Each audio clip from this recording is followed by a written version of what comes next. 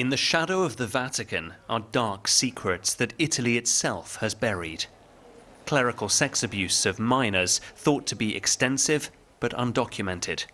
With the most priests of any country and the seat of the Catholic Church in the heart of its capital, Italy is failing to confront its sins.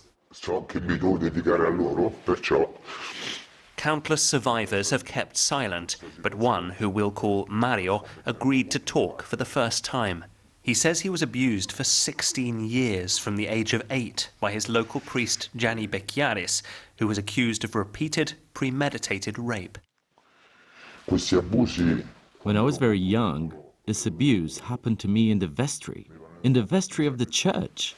Ovviamente mi veniva detto che He told me it was a secret between him, me, and Jesus. But it was fully-fledged sexual slavery. When Mario sought justice, Bishop Ambrogio Spreafico began a canon law or church trial by the Vatican's Congregation for the Doctrine of the Faith. We've obtained the verdict, and while Becchiaris disputed some details, he confessed the abuse took place. The trial recognized his guilt. He even paid Mario €112,000 as a sort of damages. But he was not defrocked as Mario requested, instead banned from working with minors for life. When Mario's case came to the Italian courts, a time limit for trials or statute of limitations meant that Becchiaris was never convicted.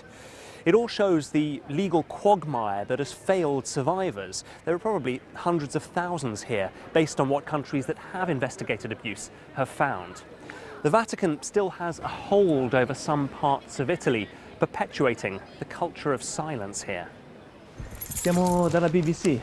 We tracked down Gianni Becchiaris, Mario's abuser, and asked him is it appropriate that he's still a practicing priest. There are the documents of a trial that reached its conclusions. I urge you to read them. I showed him the judgment we had and public photos of him celebrating Mass with minors present. Those are people in general, not specifically minors. Then I asked directly, is he a paedophile? This is what you are saying. Thanks for your work. That's what your victim says, I add. In our search for the truth, we went up a level to the bishop. Why, I asked, hadn't he defrocked Gianni Becchiaris? The victim was listened to. All the material was sent to the Congregation for the Doctrine of the Faith, and it's they who issued the sentence.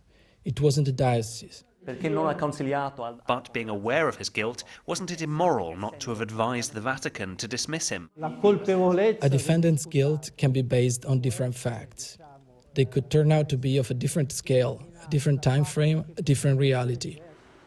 Legal technicalities and interpretations of verdicts have taken the place of accountability as survivors wait for Italy to look deep inside its soul and atone.